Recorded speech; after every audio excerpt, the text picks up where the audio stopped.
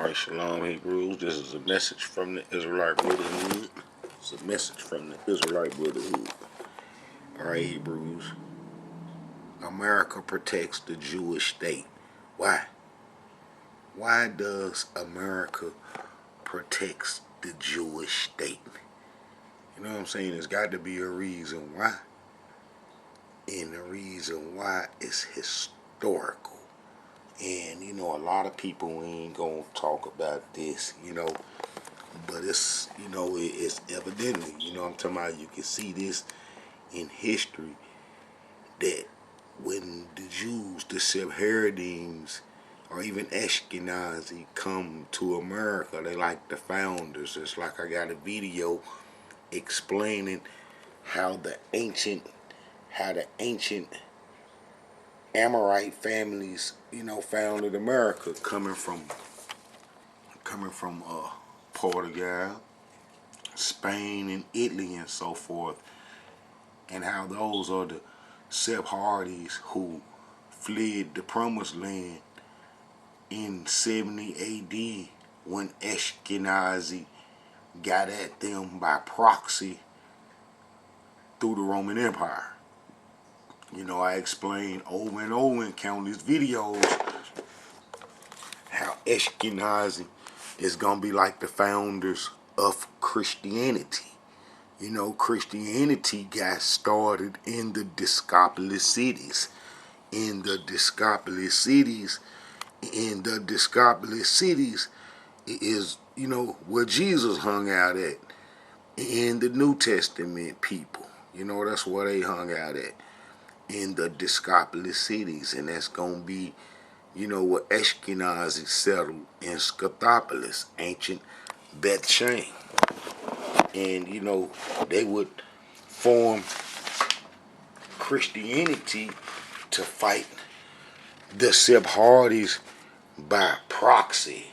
You know, that they create the religions and the organizations. That's like the Sephardim went back and created Islam, and you can see how the Sephardims prosper in Islamic countries. Man, it's been a cold game going on since we real Israelites abandoned our heritage. You know, it's been a cold game going on, you know, and how these people been tossing our heritage up, you know, back and forth between each other, you know, like a little tug of war.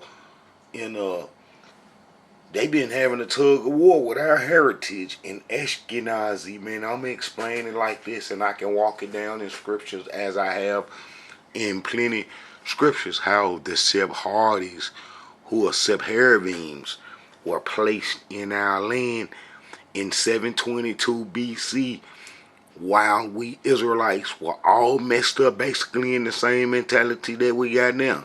Man, you had a few Yah worshippers, but how 90% of the people was all messed up on the Canaanite, Amorite religions and cultures. You know, the culture that we were supposed to extinguish coming out of Egypt. I'm gonna make a video explaining how we were supposed to extinguish the Canaanite culture and the reason why. And if you look at the way that the Western so-called culture is in today, is the reason why. How all the water is polluted, and man, the devastation to the whole Western hemisphere. Man, I'm talking about the trees are dying, and man, the fishes, the lakes are polluted, and man, it comes from selling and taxing.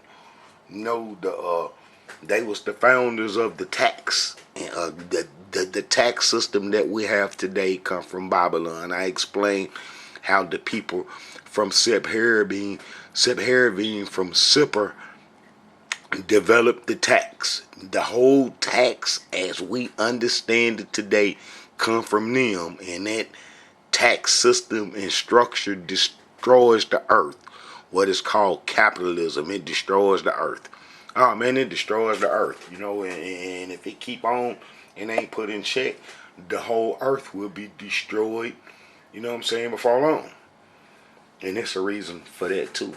But you know, the Sephardims and the Ashkenazi been having a tug of war over the Israelite heritage. The Sephardim got into the Israelite heritage while we were slipping on Egyptian religion. You know, they was placed in 722 BC. They Amorites too now. They Amorites. Can't never forget that.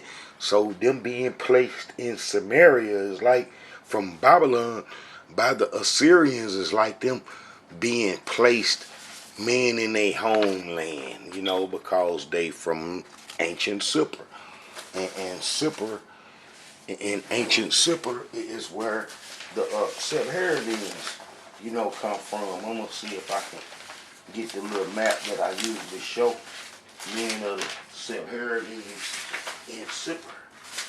And Cyprus is on the Euphrates, and that was part of the destruction of the destruction we were supposed to put on them, coming from the Nile to the Euphrates. And you see Cyprus right there. That's where the Sephardi's original homeland, where they original from, but they're Amorites, and the Amorites territory extended from, man, basically the whole Mesopotamian area. You know what I'm saying? The whole, all on the Euphrates, all the way to the Zoros, but most definitely on the whole Euphrates. And then they would control the whole what's called Syria in the Promised Land. All this right here was Amorite territory and homeland. And then when them people was placed from here by the Assyrians and placed in the Promised Land, the Sephardims, the Sephardi Jews, they was Amorites still. You see, they was Amorites still. And then when we ran into Africa during the Babylonian Wars, being chased out the land by Ashkenazi under the name Scythian, who made up the Chaldean army, when they chased us into Africa, then those two groups had our heritage, and that started the tug of war. You know, being that Ashkenazi gonna be a little more violent in how physically and how the Sephardi's can try to destroy you with the pen and so forth, with lies and all of those stuff. But how they been having a tug of war over the Israelites' heritage. And like I say, we abandoned our heritage to the Sephardi's during the Babylonian Wars. You know, they was placed in Samaria. Let me just show it. Let's just get that on record. Let's just have that on record. You know, I'm going to show you Israelites something. How these folks been having a tug of war, and how America protects the Jewish state is because the Jews founded America. And it makes sense to have a land of commerce and traffic, and then have their headquarters in the Promised Land. You know what I'm saying? And we know that this country, so-called America, pay royalties, give the Israelites hard tax money to support the Jewish state. And then we the real Israelites, and that's a cold thing to have us in bondage, in slavery, and then take our energy, our money, and then give it to the peoples that we abandoned our heritage to, that's been portraying to be Israelites for over 2,000 years, almost 3,000 years and stuff. They had a good little long run. But Almighty Yah, you know, was going to bring it to an end anyway, because Tanakh, you know, ain't never been wrong. It always been right. So Tanakh say that the real Israelites are going to be redeemed and brought back into a state of existence that the world would acknowledge. Then, you know, it can't nothing stop that. Can't nothing stop that. But if you look here, all right, if we look here in 2 Kings chapter 17, verse 24, look, and the king of Assyria brought men from Babylon, and from Cutter, and from Abel, and from Hamath, and from Sepharvaim, and placed them in the cities of Samaria instead of the children of Israel. And they possessed Samaria and dwelt in the cities thereof. And then as you read, so they feared the Elohim, and made unto themselves of the lords of them priests of the high places, which sacrificed for them in the houses of the high places. They went and got some of them Jeroboam priests and had them up in the teaching. They feared the Elohim and served their own God. So they was fearing Almighty Yah and then still serving their own gods as they do today, as how you can see the Babylonian gods, Norajal, Nabu, and all them. Murdoch is intertwined into the American system and stuff. You know, you can see it in how that they worship that, the Babylonian gods, and portrayed to do the old covenant that we Israelites abandoned, you know, to them during the Babylonian wars. But I want to show why America protects the Jewish state is because, as I explained before, that the founding peoples of America, man, it's gonna be the Jewish groups.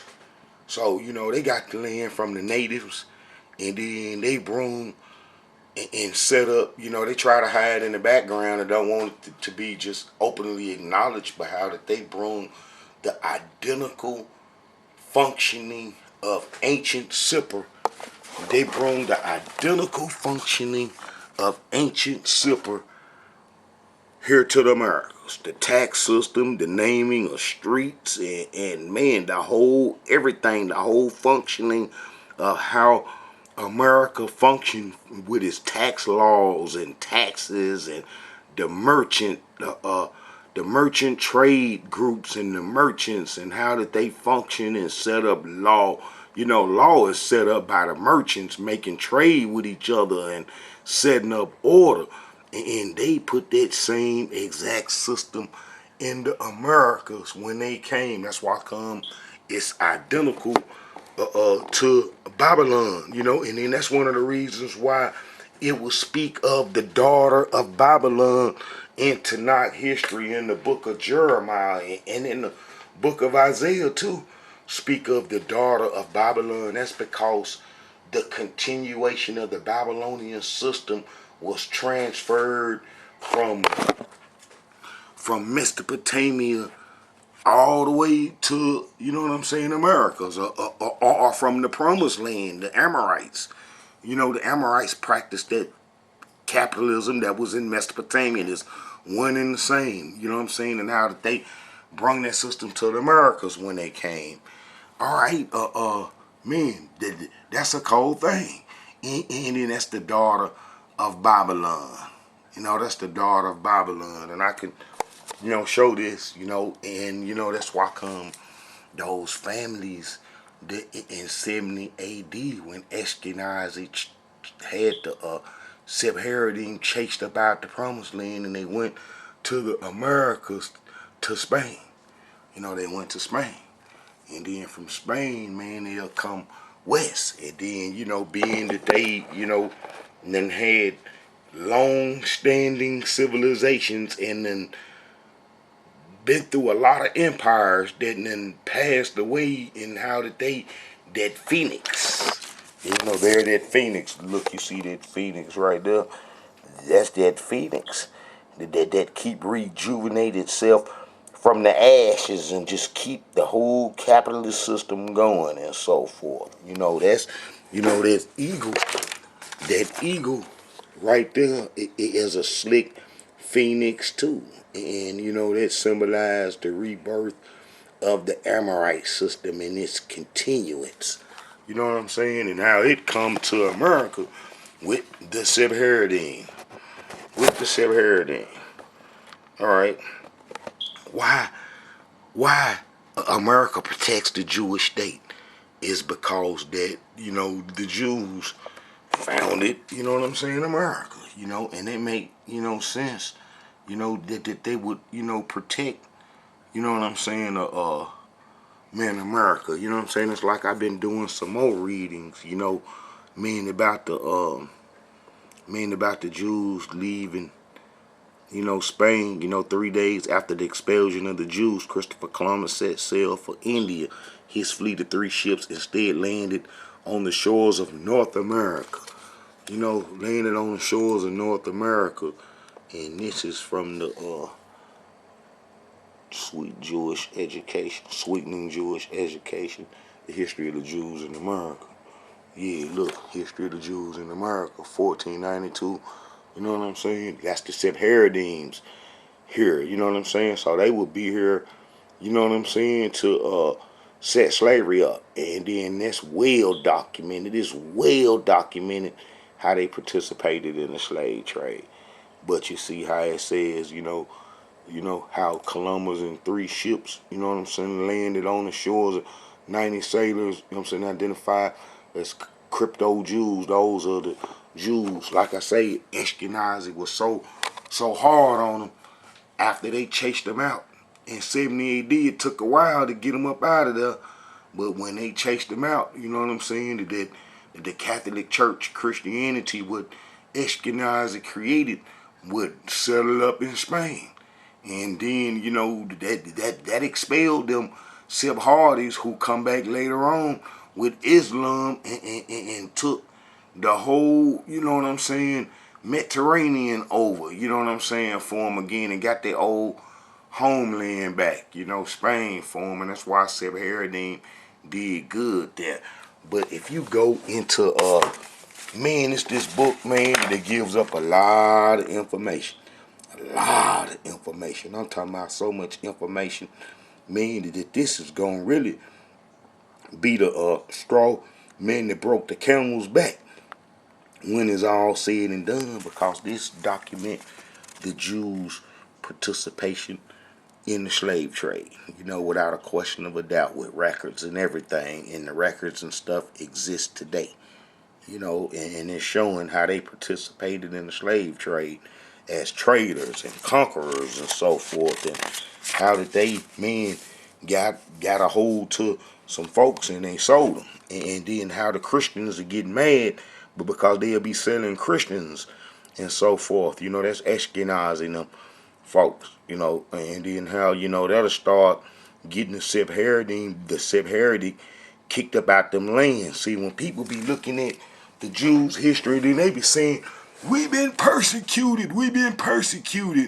and then the people, be confused by that, because they don't know that it's 2 sects of Jews, that it's the Ashkenazi, and then it's the Sephardic groups, which cover Sephardim, Sephardic, and Sephardi, and how that Ashkenazi been at them for a long time, trying to get them up out the picture and be the sole ruler and have sole ring over the Israelite heritage, which they got now, because they done took the lead from the Sephardim, the Sephardims, when they destroyed her Edomite temple. The power started to go over to Ashkenazi then, when that Edomite temple was destroyed.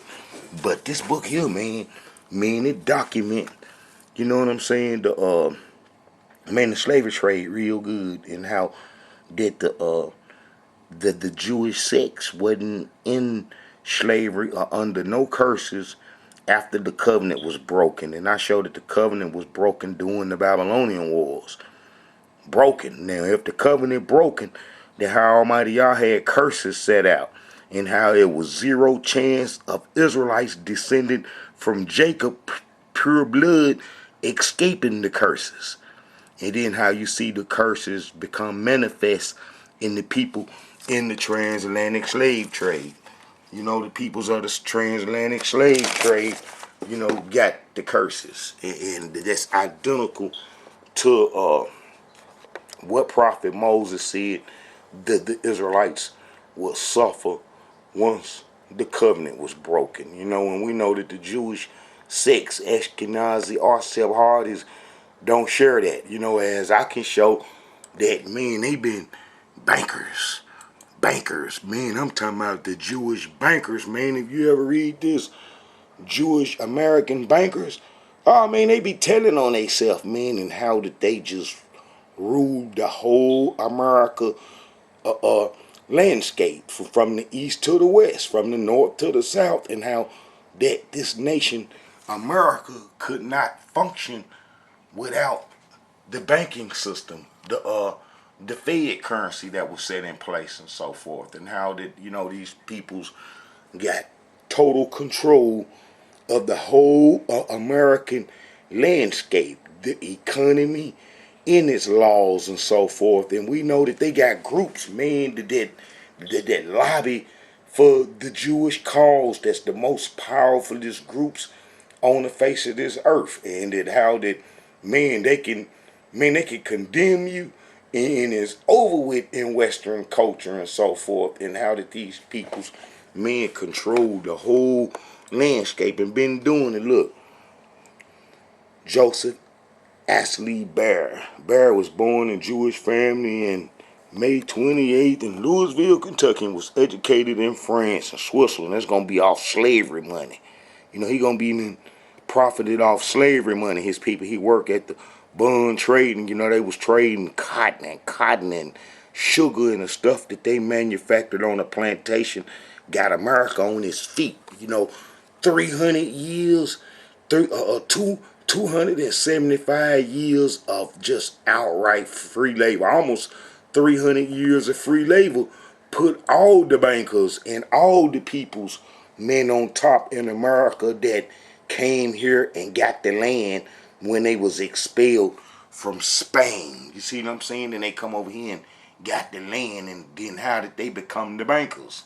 It makes sense if you own the land that you're gonna become the bankers, and then how did they had cotton, sugar, and everything that we produce on the plantation. You know what I'm saying? And then a lot of these Jews gonna have a connection to the promised land. Oh, that's their old ancient homeland as Amorites. So if they got in the Americas, and then if they profited off slavery, and then exploiting the land in America and securing all this resources, and then setting up this education system. That's where the self-hardists come in. They set up the education system and enslave the people's mind and make them fight wars and stuff for the dollar, in the trinkets, in the currency of that time. Them folks been in control, of the whole America. You know what I'm saying? And then if you read the history, they'll tell you how they was all connected to the promised land. They all connected to the promised land because they Amorites. The Amorites. And then some of these bankers are Ashkenazi. Now, Ashkenazi got in there and took over, and you know what I'm saying? They got the same motivation, is to keep control of the promised land. And that's what they've been doing. But look here, all these bankers. Look, was an American banker, philanthropist. He ain't been no philanthropist to the real Israelites. It go on and on, man. Look, Jacob Cohen, look, source, let me see. Jacob I. Cohen Jr., The History of the Jews in America. Let me see. Say his father was Jacob Cohen, who immigrated to Persia to the Americas in 1773. So, he had slaves and men participated in the economy of the day was to trade in slaves. The Maryland Archives gives his father's name is Israel Cohen, who died in such and such. In the Jewish Encyclopedia, say that the elder Jacob was the brother who followed him from such and such and such. So this person must have had a significant role in the Jews' establishment in in America. Which if you a banker, man, you gonna call the shots. You gonna call the shots, man. If you get set up as a banker, if you get set up as a banker, man, and you control the economy of a land, then that's that on that. That's that on that. Ain't nothing else need to be said. As one of the Rothschilds are supposed to have said, don't give me the laws, but give me the money, let me control the economy of the country. Then he don't care who make the laws. Look, the Shifes. Oh man, you know what I'm saying? Everybody, you know what I'm saying, had their hands in the slavery trade or some kind of way, connected with it. But you look at all these bankers. Look, Loeb and Cochran and Loeb, these American Jewish bankers and stuff, and men, how they got control of the land. And then, if you control the money, you're going to control the politicians, Jewish bankers of America. Now, where's the curses at that's supposed to be on these folks? Because the covenant was broken during the Babylonian Wars. The covenant was broken during the Babylonian Wars. Why them folks ain't got no curses on them? It's because they are the people that we real Israelites abandoned our heritage to during the Babylonian Wars, and how we went into Africa and it wasn't recorded or talked about, because the people who we abandoned our heritage to were responsible for keeping Western civilization history, from Mesopotamia and so forth. And they even got control of the Egyptian history. And then there's something else I want to read too, man. The protocol of how they set the promised land up. Look, man, for centuries, Sephardic Jews have been forced with hardship, naming faith that would have forced many others to give up and lose faith in their religion, from the abrupt exile from Spain in 1492 to being forced to convert from Judaism and Portugal. Jewish people were not in the position. Oh man, them ain't nothing but games. How Ashkenazi tried to get the Sephardi to come up off the Israelite heritage and name. That's all that is. When them folks say that somebody forced, that the Catholic Church forced the Sephardims to convert to Catholicism, then that's the same way as when they went and got Islam, and they would catch some of them and then they would make them convert to Islam, as I explained how the Karaites founder escaped, under Muslim control and so forth. But he said that he had another form of Judaism, and that how he wasn't following the Babylonian scribes and so forth. All right. But them folks ain't suffered no persecution. It's been from each group trying to establish authority over the other. Look, a significant number of Sephardic Jews tracing their remote origins to Spain, Portugal, immigrated to the United States from Turkey, Greece, the Balkans, and so forth.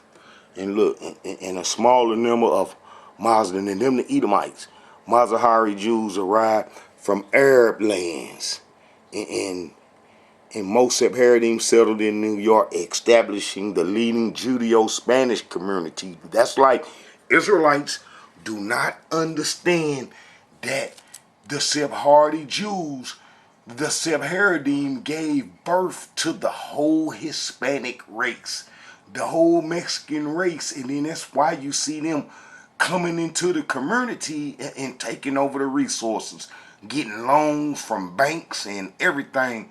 It's because they are a creation of the Sephardi Jews. Point blank, they'll tell you.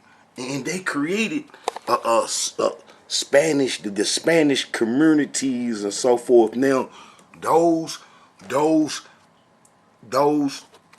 ones that was birthed by the Sephardims will be forced to conversions by the Catholic Church when it came to the lands and so forth. And it's been an ongoing game. Wherever Sephardim go and set up, Ashkenazis was coming behind them, forced converting them up off the covenant heritage and so forth that was given to the real Israelites.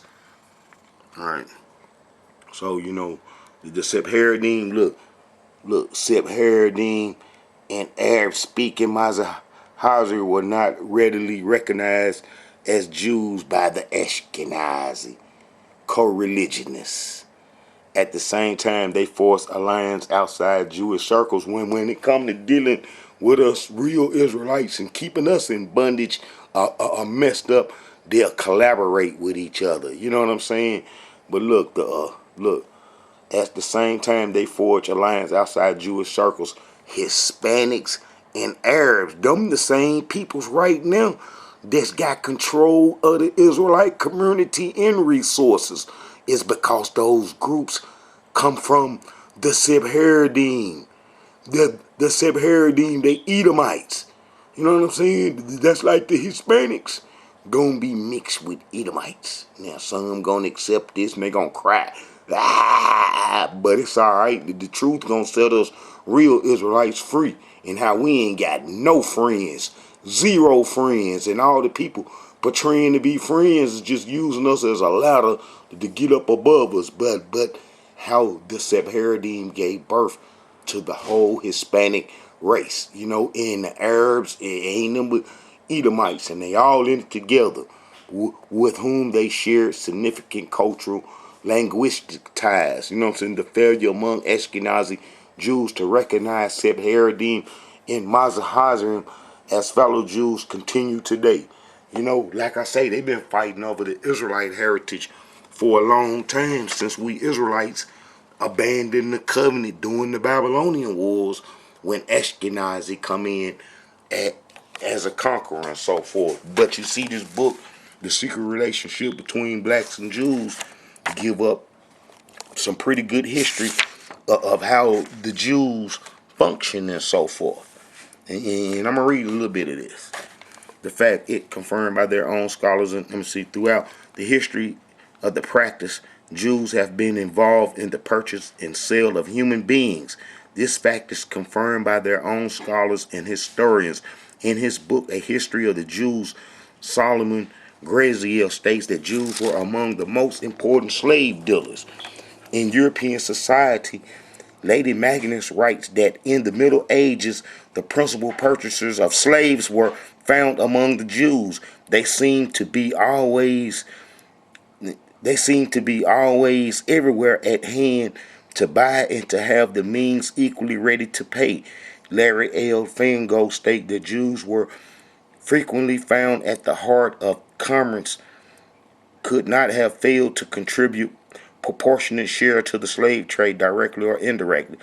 In 1460, when Jews were the master of the nautical science in Portugal, see, it's the folks selling, like I explained, that how that the average European Gentile didn't have the means to sail boats, and they wasn't merchants and traders and so forth, and how that the ships and building the ships was solely in the hand of the Amorites, the Sephardims, who was connected to the Phoenicians. And I explained how the Phoenicians and the Amorites were basically the same, and how that they controlled the whole Mediterranean area and so forth. All right.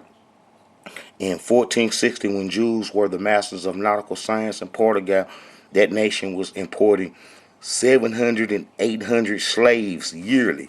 The success of these medieval merchants were enhanced by their supreme linguistic abilities. They spoke Arabic, Persian, Roman, Frankish, Spanish, Slavonic, and displayed a business acumen far in advance of the times. And the reason that they displayed business savvy is because that they are the people who set up the whole tax system in Sephardim, in Sipper, You know, man, there's thousands of years of tax history. You know what I'm saying? That they've been found in this own cuneiform writing that established this fact, and then how that the Sephardims the Amorites were around when Samaria, the Sumerian and Akkadian empires exist, and how that they was the contributing factor to its destruction and so forth, with the trading and taxing and so forth.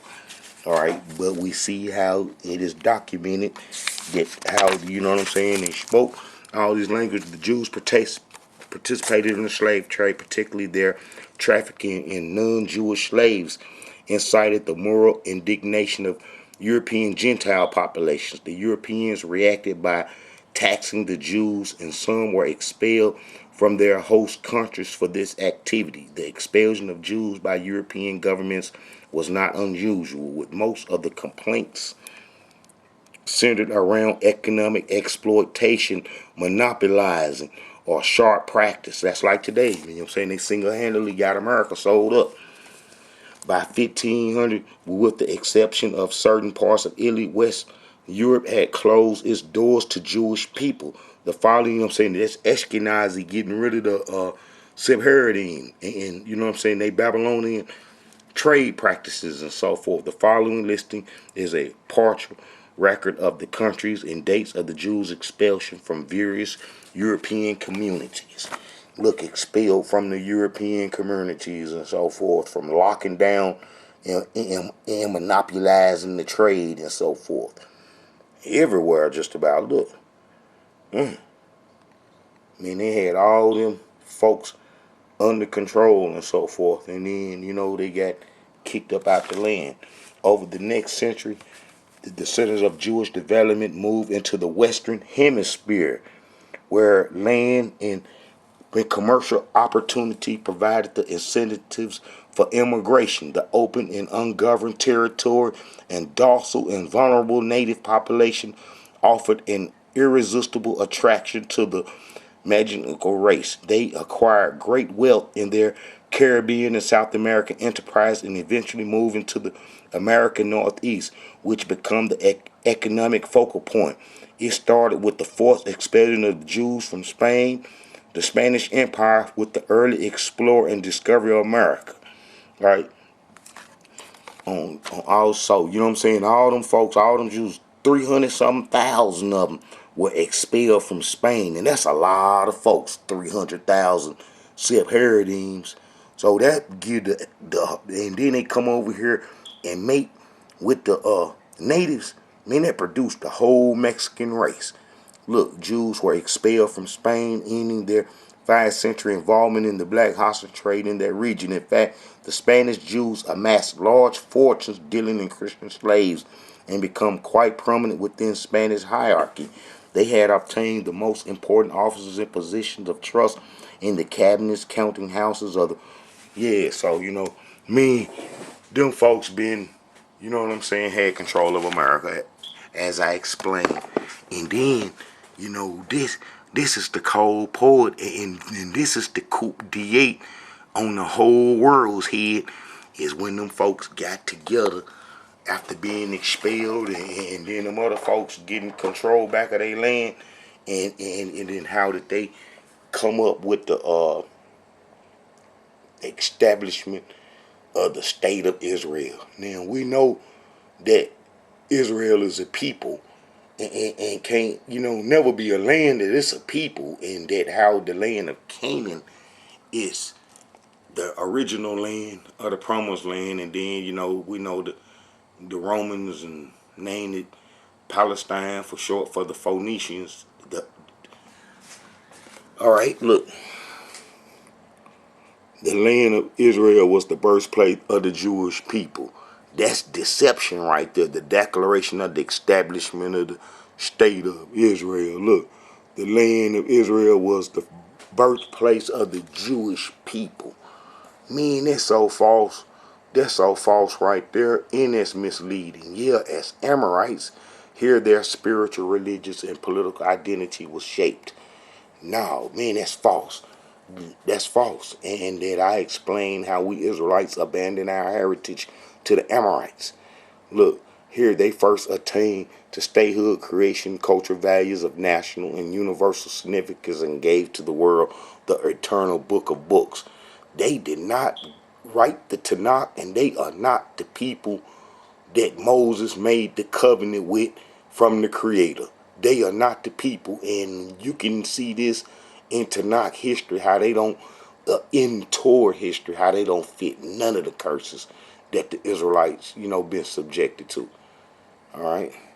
After being forcibly exiled from their land, the people kept faith with it throughout their dispersion and never ceased to pray and hope for their return to it for the restoration in it of their political freedom. Now, this is where them folks is going to be contradiction to Tanakh history, is how that them people got themselves together and bought the land from the British Empire and went back to it on their own, and how it's not Almighty Yah bringing the Jews back to the promised land to rule with nuclear bombs and to be in a state of war forever. No, Almighty Yah didn't do that. That's them doing that. All right. And impelled by this historic traditional achievement, Jews strove in every successive generation to reestablish themselves in their ancient homeland as Amorites. I explained how the Sephardi's, the Sephardi's are Amorites. So yes, that would be the promised land will be their ancient homeland. You know, they real deceptive about that. The promised land will be their ancient home, being Amorites, Sephardi's, Sepharim. You know, the promised land is their ancient homeland. You know, all right. Jews strove in every successful generation to reestablish themselves in their ancient homeland. In recent decades, they returned in their masses, pioneer, defiant, returnees, defenders. They made desert blooms, revived the Hebrew language, built villages and towns, and created a thriving community controlling its own economic, culture. You know what I'm saying? That's because, you know, Ashkenazi got in with the British government and so forth and got some control back over the promised land. You know, Islam took over the promised land from the Christians with them proxy wars, and then the Sephardims lived comfortably. But then how Ashkenazi come back and try to put their foot down and claim the whole Israelite heritage, being that they done whoop the Sephardi Jews and took control of what's called, you know, considered the Israelite heritage. All right, and some is the spiritual father of the Jewish state, Theodore Herzl the First. Man, I got a book that he translated and wrote and so forth that I got from man, a rabbi. But anyway, look, them Jews going back to the promised land is not the return of the Israelites, and then how that the United States is founded by Jews, and that they would help them survive over there as they've been doing, because they one and the same, and how that they share the same goal. And this was messed up is that the Israelites, the real Israelites, are in bondage in the country that the Jews created. We in bondage in the country that the Jews created, America. And then how did they use our taxes and our money to fund the people that we abandon our heritage to, the Jews, and how that the real Israelite money is being extracted from them, meant to take care of their enemies, the people who, you know, are not Israelites but been tricking the whole world. Man, that's a cold, evil thing, and Almighty Yah gonna bring that to an end, because I'm exposing it. And whenever I expose something, Almighty Yah gonna bring it to an end, and that's gonna stop one day. But this is how the Israelites supposed to return to the promised land, and it's not by the way that the Jews come back. Look, for the Elohim, this is Isaiah 14. For the Elohim will have mercy on Jacob and will yet choose Israel and set them in their own land. See, Almighty God has set the Jews in their own land. That the Jews were set up in the promised land through the British government, and them paying some money and got control of the whole British banking system, and then manipulated them folks into doing that. The strangers shall be joined with them, and they shall cleave to the house of Jacob. What strangers is being joined to the Jews in the promised land? Nobody. And the people shall take them and bring them to their place. And the house of Israel shall possess them in the land of the Elohim for servants and handmaids. And they shall take them captives, who captives they were, and they shall rule over their oppressors. Now, who the Jews been captive to? Who the Jewish people been captive to? Who they been captive to? They ain't been in captivity to nobody. They ain't been oppressed by nobody, and the only time people have hardships with dealing with them is because they done monopolize some people's economies and done monopolize the commerce in that land, and people be trying to get them away so they can eat and so forth. But other than that, there's no history of the Jews being enslaved by nobody. Who enslaved the Jews? Nobody. They ain't been enslaved. That ain't in history of them being in bondage, picking no cotton for no 400 years. The Israelites that broke covenant supposed to be in bondage for 400 years. Why come the Jewish people ain't been in bondage for 400 years? I'll show you how the Jewish people been the bankers. Look, American, Jewish American bankers. Hundreds of them. Hundreds of them.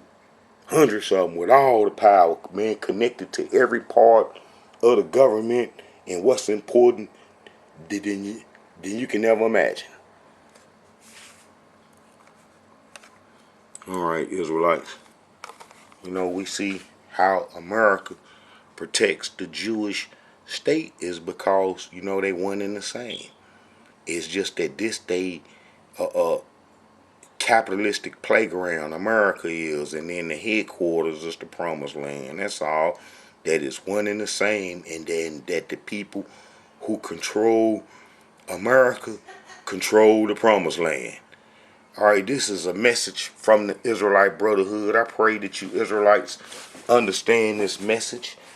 And you know what I'm saying? Like I say, them Jews going back home, going back to the promised land is not the return of the Israelites going to the promised land. As you can read, this prophecy is just the same as the other one. All right. This said the Elohim, Yah. Behold, I will lift up my hand to the Gentiles and set up my standard to the people, and they shall bring thy sons in their arms, and thy daughters shall be carried upon their shoulders, and kings shall be thy nursing fathers, and their queens thy nursing mother, and they shall bow down to thee with their face toward the earth, and lick up the dust of thy feet, and thou shalt know that I am the Elohim, for they shall not be ashamed that wait on me. Shall the prey be taken from the mighty, or the lawful captive delivered? But this saith the Elohim, even the captive of the mighty shall be taken away, and the prey of the terrible shall be delivered. For I will contend with him that contend with thee, and I will save thy children, and I will feed them that oppress thee with their own flesh, and they shall be drunken with their own blood as the sweet wine. All flesh shall know that I am the Elohim, thy Savior, and thy Redeemer, the mighty one of Jacob. That's like this.